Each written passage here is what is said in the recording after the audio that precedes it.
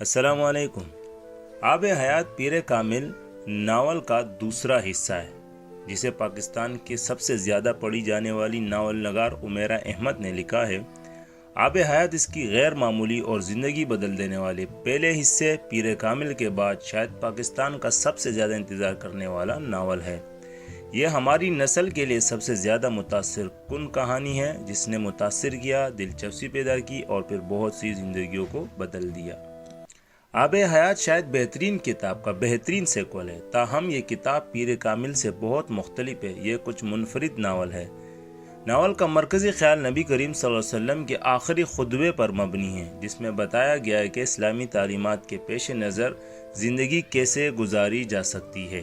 یہ اس شخص کے بارے میں کہانی ہے جو گرتا ہے لیکن دوبارہ اٹھتا ہے، اپنے کیریئر اور خاندان کے ساتھ ہر مشکل کا سامنا کرتا ہے لیکن کبھی ہمت نہیں ہارتا، جس نے ہر طرح کے خیالات میں جینا سیکھ لیا کیونکہ وہ کامل بن گیا ہے۔ مصنفہ نے شادی کے بعد سالار اور امامہ کی زندگی کا گہرائی سے تجزیہ کیا، جیسے کہ ان کا خاندان کیسے بڑھا، ان کی بچوں کی زندگی کیسے خراب ہوئی اور ان کی اپنی زندگی نے کس طرح موڑ لیا۔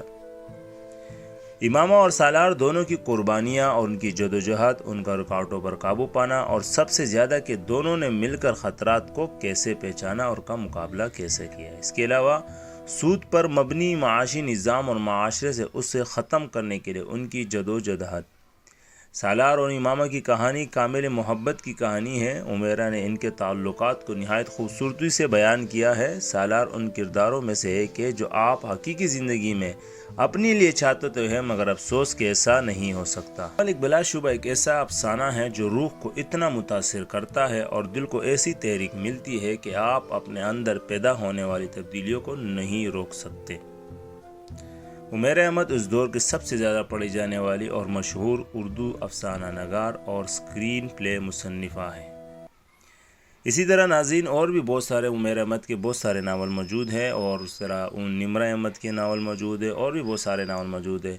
آپ اسے ہم سے آن لائن منگوا دیجیے گا، آپ کو انشاءاللہ اچھی قیمت پہ مناسب اقدام پہ آپ کو آپ کے گھر بیٹھے کتابیں مل جائے گی۔ مجھے اجازت دیجیے، اللہ حافظ، السلام علیکم ورحمۃ اللہ وبرکاتہ۔